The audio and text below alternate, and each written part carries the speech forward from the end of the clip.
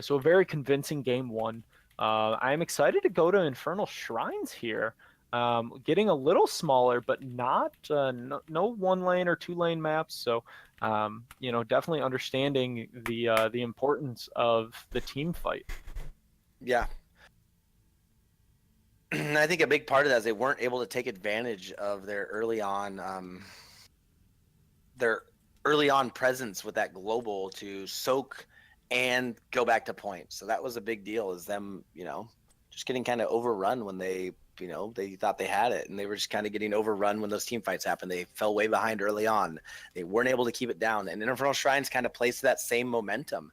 You can get really behind early on in Infernal Shrines, and it's really hard to come back. So we'll see if Gul'dan Goonies takes a similar route and kind of takes the same idea, or if they're going to change up their comp a little bit. Tuma flexing that 124 right now. He's feeling it. Yeah. It didn't help him too much last game. I mean, but if you got the ability to play well, show it off and let's see some good play. I mean, I'm excited for a good game, and this should be a little bit, I'm guessing, closer now that we've seen a little bit of the teams, and the teams kind of have an idea of each other. But hopefully we see a closer game with teams doing things that they can do and counteracting teams a little better. I think the team comps were fine. They just got a little behind and just carried on. Yeah, and I think that exactly hit the nail on the head there at the end there. You get that early advantage, and they never took their foot off the gas pedal. I mean, they understood what they were doing. They understand what their team was able to do, and they never wavered from it. They knew their strengths. They knew exactly what to do, and they just controlled it from there on out. Yeah. And I wouldn't be surprised, like someone said in chat, Gul'dan Goonies destroyed by Gul'dan, and that was very true. So I wouldn't be surprised if Gul'dan gets taken early on or banned, because Gul'dan on Infernal Shrines is really good. Yeah, the Horrify was on point that whole game. We are seeing that Tastar ban come out again. You know what? I will say I'm a little surprised to see the Tastar ban come out. That may be a team-specific ban against Bad Rats. I'm not sure. Tass on this map is insane. He is insane. Like Tastar on this map is something you don't want to see. So I'm guessing that's why, because of you're such tight zones with the Archon splashing damage and the Tempest hitting everybody, so I can see why people would want to ban him on this map. Ragnaros getting banned out on this map, 100% agree with. Very, very good. We do see the Malfurion picked up here again early on, so definitely it looks like a comfort heal coming out from Gul'dan Goonies. So let's see what the 1-2 punch coming out from Bad Rats is coming after a pretty dominant game one. Yeah, and I would expect to see Lucio again. They did really well with Lucio. I wouldn't be surprised if they went Lucio Gul'dan first 2 picks. Just to say, hey, we played him once, we did it really well, we're going to play him again. So good luck beating this twice in a row. So we'll see, we'll see good luck beating us for the first time after we crush you the first game one. So we'll see if that's what they do. And I wouldn't be surprised if that's what they do at all. Yeah, playing into that mindset a little bit. And especially you're able to play into that mindset when he's very good on this map. So, I wouldn't be surprised to see it come out here. Oh man, 1 for 1. Will we get 2 for 2? Come on, Lucio. Let me see it. Drum roll. There it is. Man, I could pick Bad Rat's draft for him. I think I got this down. Give him a call. Phone a friend. And the funny thing is, I think Gul'dan Goonies here is gonna go to Haka again. I can feel it. I feel it. I can see the Haka coming. I think it would be a mistake. I think they suffered to Bad Rats all of last game. Dahaka just really wasn't able to get the true value that you're looking to get Dahaka out of. So I think it would be a mistake here. But he is very good on this map, so I wouldn't be too terribly surprised. But okay, the Vala Zarya, definitely seeing the Vala pick up, I think will definitely help the the 0 kills aspect of last game. So Vala is extremely powerful. Zarya, if especially against a Gul'dan, you can stand in those stacks. Unfortunately, you're going to help Gul'dan in the same aspect, but you're able to sustain in those fights, get your energy up, and then maybe able to that last second save on Malfurion or Vala. Um, as we kind of figured out earlier, you have the heal coming out, the heal over time from Malfurion paired with a shield is a very nice combination as well. Yeah, and Vala really benefits from Zarya. And Zarya was the main thing, I think, that really put a damper in Gul'dan Goonies' plans last game. So getting her on your team so you don't have to deal with her is way better than letting them take her, having to ban her. She's really good on this map, and she's really good paired with Vala. So I totally think this is a fine thing to do, is take Zarya and Vala. Yeah, the Greymane ban coming out. I could be a little bit of a respect ban. We saw what is it, Tauma play Greymane last map. Force him on a different healer. I mean, he is very good on this map in general. Maybe they're looking to go that double warrior frontline as well. So I can understand the Arthas ban here as well. Yeah. And Greymane ban maybe a little bit. They're going to go lighter backline, and they don't want the Greymane diving over to that backline. So that could be also kind of playing to their plan. Maybe we see a Sylvanas or something come out and double squish backline. So you want to prevent them from being able to go Greymane to do that. And the Arthas ban, now you've taken away both of Bad Rat's tanks from game one. They have to pick somebody new. You're not sure if they can do it, but you know that they played Arthas and Zarya well. Now they have to pick someone new to try to play, and we'll see if it helps out Gul'dan and Goonies that this team will be on completely new tanks this round. Bad Rats will be on 2 different tanks or 1 different tank, depending. Yeah, absolutely. And I think we saw a very dominant game coming out from Arthas last map. Zarya is clearly very good, so they were wanting to see him come out on their team. And they do counter with the double warrior. ETC and Artanis picked up here. So definitely seeing the Artanis after the Vala, understandable. And then the ETC, any bit of a slide through on Vala or slide through on Malfurion. I doubt we'll see a mosh pit come out, but maybe. Yeah. So I like the Artanis ETC pickup here, as if they're very comfortable with the dual warrior setup. Yeah, and Artanis is pretty good against Zarya just for the fact you can swap somebody away from the range of her shields. So I like the Artanis pickup, and there's not a lot of tanks left that can counter Artanis. ETC was one of them, and he's gone. So What tank do you pick to counter? Maybe a Johanna comes out, but then you get a really strong tank, but then your damage kind of suffers. So I think a Johanna would come out, and then you would expect something like a KT. KT's really good against ETC Artanis. So maybe we see Johanna KT here. Muradin Jaina. Muradin Jaina. Okay. I like the Jaina for the damage. Again, trying to make sure they pick up 1 kill. And then the Muradin, a very strong frontliner, especially paired with Zarya. So I can understand the Muradin pickup here, but I do think they're going to maybe struggle towards interrupting that mosh pit possibility now. Maybe the mosh pit is back into the realm of possibilities. Yeah, and the Muradin pickup I think is good because Muradin can, if a strong player, he can just go chase down Gul'dan. And with Skullcracker and stuns, you can really lock down Gul'dan's damage and kind of shut him off. And hopefully your team can kill ETC or Artanis that's in the front line in the time that Muradin takes to kill or slow down Gul'dan in the back line. But that could be the other thing I found interesting to note, Bad Rats was hovering that ETC ban as their second ban for almost the entirety of the ban phase, and switched to Greymane at the very last second. So, great team communication coming out from Bad Rats, recognizing that both of their tanks were gone at that point. And we do see the Sylvanas pickup. I'm excited. I love Sylvanas on this map. Maybe that's our team bias coming out. But I'm excited to see what the Gul'dan Sylvanas threat can bring. That's so much clearing power.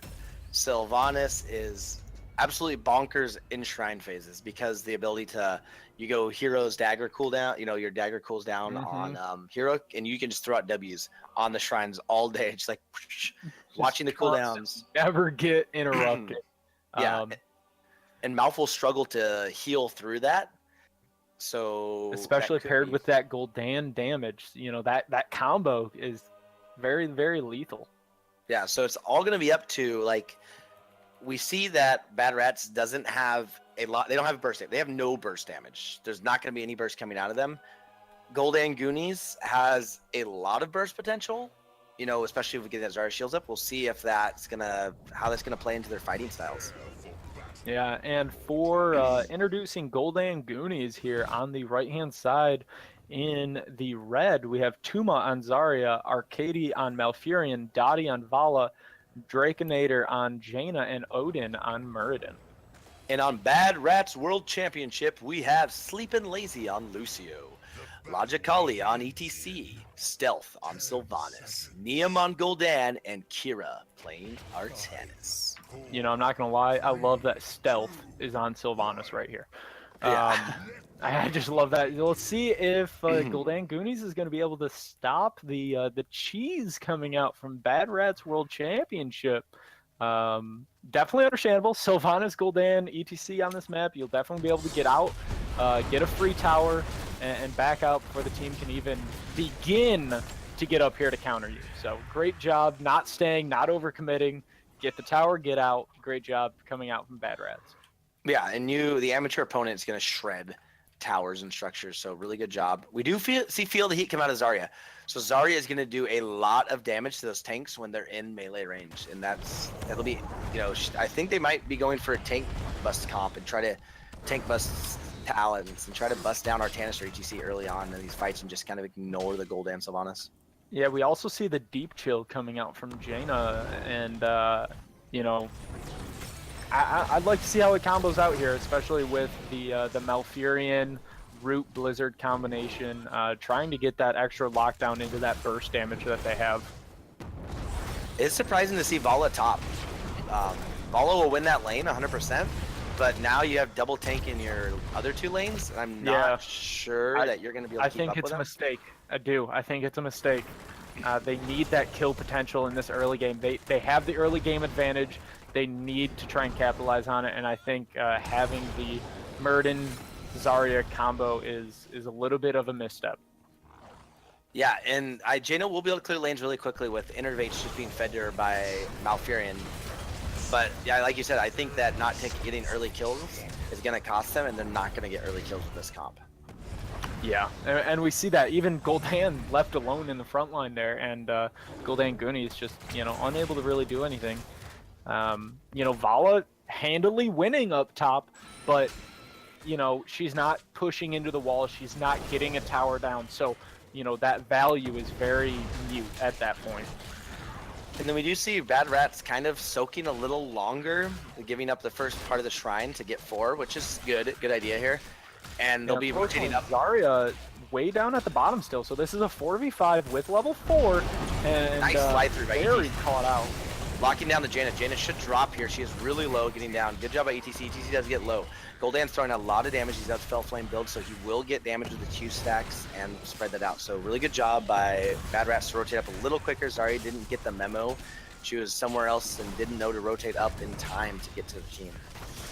Yeah, Zarya caught in Egypt, unfortunately, and we saw Bad Rats able to recognize that and to get up to the top lane, force that 5v4 engagement, and especially when you have half your team in, half your team out, like Gul'dan Goonies was there. You saw the Jaina get picked off there, great ETC slide through, so unfortunate. We needed that Zarya up a little bit faster. Yeah, and you do not want to see Sylvanas pushing with a Punisher, and this is what happened first round. Unfortunately, not able to get the jump over either. That's just another small misstep in the early game. This is an Arcane Punisher too, so even though it's a low-level 3-minute Punisher, it still does quite a bit of damage with those Arcane Rings, so they should be able to secure this fort and give quite a level lead. A great ETC slide through. Muradin forced to jump out. You know, ETC does end up going down. We see that burst damage capability coming out. Unfortunately, the Arcane Punisher does get the Muradin kill. Almost the Zarya there as well. So, you know, even that level 3, or that 3-minute Punisher, like you were talking about, it being an Arcane, it's not to be messed with. We saw the power of the Sylvanas push coming out there. The Gul'dan fell stacks coming in strong. And, you know, it's a very dominant early game again coming out from Bad Rats.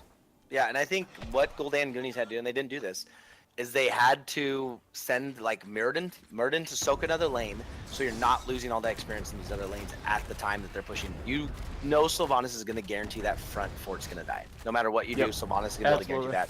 You need to soak another lane, close the experience gap.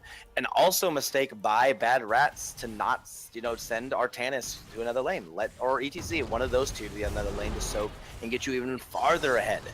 So I think it was a mistake by both teams to not soak another lane and get that even, you know, even the experience up or even get farther ahead. So yeah, I couldn't agree more. I think especially that early Punisher, it's almost more imperative that you split soak, especially with that Sylvanas being able to lock down. You're going to get that heavy emphasis. We do see a potential try and pick off here on ETC in mid. Unfortunately, ETC still has his slide capability, doesn't care, able to easily walk out of that. So Stealth trying to capitalize, get that early top Shaman camp as well. And Dottie with a little bit of a misstep mid, sending out that Q into to nowhere. Yeah, he's scared of smoke, had a lot of trauma as a child, and just doesn't want to have to. And we do again see Bad Rats almost with that full level advantage. So, yeah, this is though the time where Gul'dan Goonies can go to the shrine, they can fight on it. They don't have 10 yet. They're far away from it. You guys can take a fight. We've got Melf and Zarya coming in late, so definitely don't want to engage into it. They want to just poke right now. Yeah. They are waiting, and we are going to see a full 5v5 engagement. And the key here is for Muradin to get on that back line and just interrupt while the front line tries to shred down one of these two tanks. Vala getting a little dangerously too far mid underneath the bottom shadows there. ETC just being able to soak in that 3-man. Unfortunately, Muradin able to barely get out there. Artanis misses the swap. Sylvanas pushing in. ETC does end up falling with that too aggressive of a slide. And we do see the Jaina coming back in, looking for that burst damage come through. There it is with the Blizzard. Oh, a great push coming out by Lucio there. A great swap. And we do end up seeing the trade advantage coming out for Bad Rats, and leaving that Sylvanas in there to end up getting the shrine on top of that as well. So a very dangerous play coming out by Stealth, staying in there, but able to capitalize on it. Ooh, yeah, and there goes. Muradin does drop also. And the biggest thing is if you stand in that shrine. Oh, and a swap on Malfurion. Great swap. Yeah, good night, Malfurion. I think the biggest, you can't stay in that shrine when they have a Sylvanas on their team. She's going to keep throwing W's, get skulls while also killing you. And you can't let that happen. You have to get on that shrine, take a fight, and push them out. And they just weren't able to do it. Yeah, unfortunately, when they pushed out to try and get that engagement, it was a little too late. They were a little too split, and Sylvanas was able to combo wombo the Punisher, as well as getting the kills in bottom lane. Much better job defending this time, coming out from Gul'dan Goonies with the Punisher, getting it to fully jump over the wall, separating themselves from that Sylvanas push. We are going to see a possible invade. Tuma recognizes it, unfortunately not able to do anything. So definitely a good call coming out by Bad Rats to say, you know, hey, we're up, we can get this. You know, Jaina's still split top, you know, and very comfortable getting that map presence. Capturing as many, you know, shrines as possible. And we do see the mosh pit on ETC, so it'll be interesting. There's a lot of interrupts on the side of Gul'dan Goonies. They have the Expulsion Zone, they have the Rain of Vengeance, they have the Muradin stun, and the Twilight Dream. If you get just close enough, you can do it. So we'll see how this mosh works out and how this plays to their team fight. Yeah, I do like the sound barrier combination with the Masha as well, especially with the Wailing Arrow, I believe, coming out from Yeah. Sylvanas as well.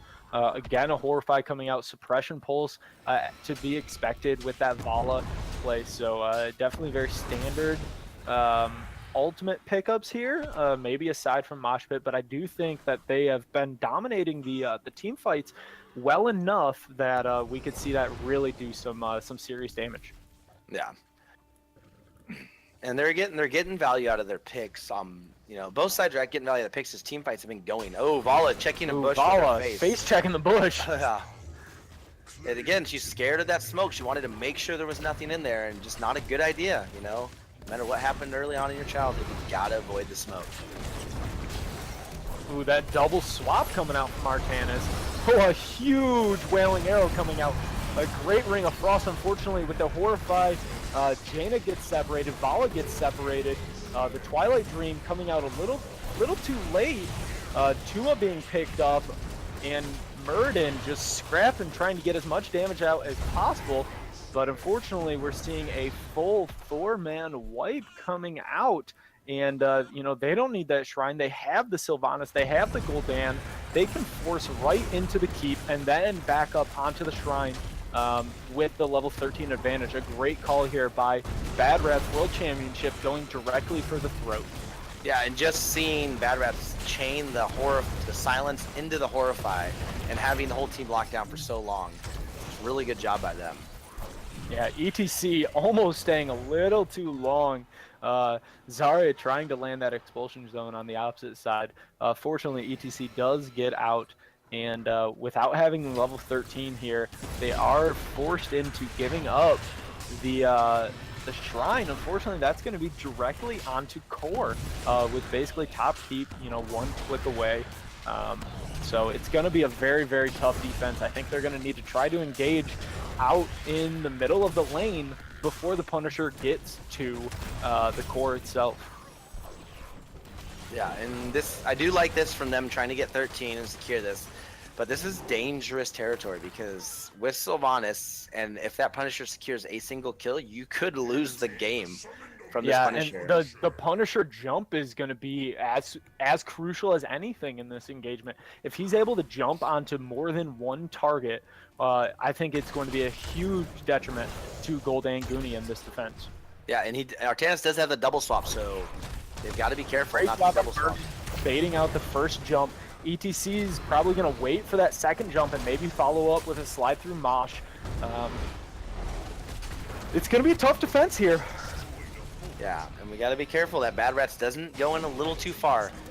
There it is, the slide through. Unfortunately, Malfurion getting caught walking into it. The Horrify coming out, the double swap coming out. Jaina does end up dropping the Ring of Frost. Unfortunately, does not catch anyone more than Artanis. And all this being said, we have a half health. Oh, he has not had enough. And that is the full team wipe. And the Mortar Punisher says, "Thank you for playing. I will see you later." Yeah, you did not have enough. He's like, "You guys forgot about me, but I'm coming back in." And he picks up a triple kill himself. The Punisher just doing work. And Bad Rats showing that why they're world champions, apparently. Yeah, that's right. Self-proclaimed world championships, but they are playing like it. A great 2 games coming out by Bad Rats. Yeah, that was insane. Like, they just dominated both games. And Gul'dan Goonies could not get their footing. They couldn't secure their footing on either map. They did a little better game 2.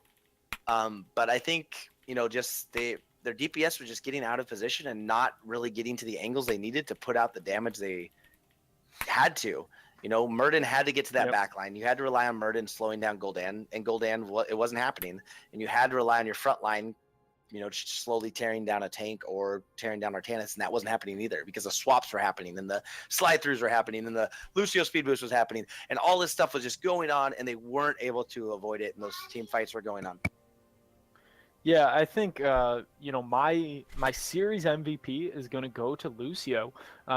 Both games playing a solid kind combination with his team, getting the speed boost when required, getting the heals when required, and the great sound barriers when they were required. I agree with Party Mix coming out. So I definitely think Lucio played a very outstanding series in both Game 1 and Game 2. Unfortunately, I think Vala played a little too scared in Game 2. I think that was their chance. The Vala was the pick to really to combo the Gul'dan Sylvanas, but unfortunately just unable to really get going. We saw a lot of Tibin play coming out from Vala there. So my series MVP is going to go to Lucio on Sleepy and Lazy. Yeah, he was definitely not sleepy or lazy. He did really good in the team, rotating things, getting the sound barriers down. All of his timings were perfect. He did a really good job. And normally the healer's the underwhelming one, but he did a good job. I think that a case could be made for him along with Artanis that game. Artanis did absolutely amazing and was able to secure some really, really good swaps. And those swaps led to kills, and those kills led to victories. So I was very impressed by Lucio's play and Artanis's play. So very good job. This Bad Rats really showing why they're good and why they are in the playoffs, because they were able to secure wins and kills and lock down other teams. Yeah, absolutely. I mean, we could probably make a case for every hero on Bad Rats. I mean, they had a great, very convincing Game 1, a great, very convincing Game 2. We saw an extremely good use of Horrify coming out. That's one of those ultimates that is generally pretty hard to control, and I think Gul'dan did a phenomenal job of controlling the Horrify and the splits that were coming out from the Horrify. Yeah, and I don't know who the shot caller was, but their timings on their ultimates were absolutely amazing. Like the Sylvanas silence, and the second the silence wore off, Horrify hit. The second the Horrify went off, Slide went through. It was just their timings were so meticulous and so well thought out that that the timings alone allowed them to win those team fights. Yeah, and thank you for the follow. We will have all of the VODs posted here on our Twitch page and on our Heroes of the Frat YouTube page as well. So a great game coming out from Bad Rats and Gul'dan Goonie. I mean, it was a tough Game 1. It was a tough Game 2, but I do think you guys had moments of great team play. Just a little difficult to string them together for you guys in Game 2. So definitely, nothing to be ashamed of. Bad Rats just had a very, very convincing series. Yeah, and I think they were able to just kind of play the game they wanted to, and get Gul'dan Goonies to follow a game plan they didn't want to go with. And when you're playing someone else's game, if you can't play it better than them, they're going to win. And that's what was happening there. Yeah, absolutely. All right, well, that is all we have for tonight, I believe. So thank you for watching. And do we have a cast? Well, our game is on Monday. And then, we'll make sure our schedule gets updated below for next week as well. So thank you guys very much. And we'll